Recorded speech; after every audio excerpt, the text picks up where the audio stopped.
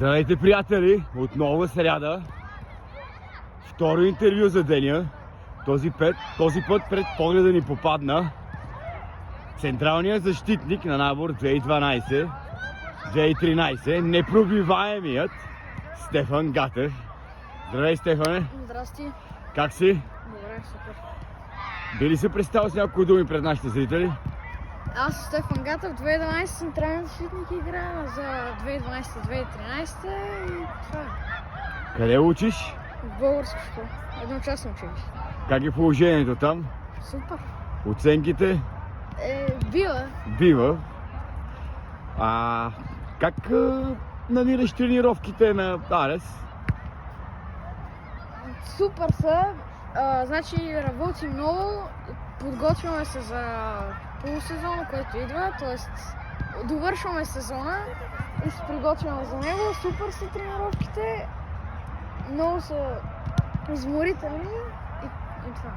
Представянето на твоя набор 2012-2013 в първенството през твоите очи? Представянето мина супер и сега ще продължим да ги мачкаме, само победи и да вкараме гол. Има ли някаква препоръка, която би направил към тренировъчния процес? Нещо, което би искал да добавиш или извадиш?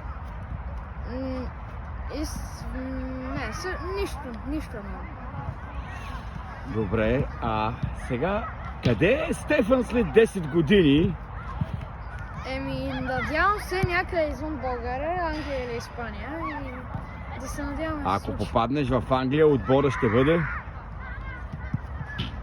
Ливърпул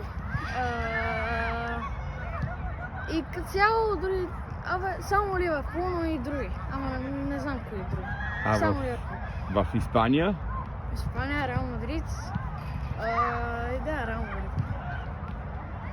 Мадрид. Един от твоите родители е доста известен зъболекар, много добър професионалист.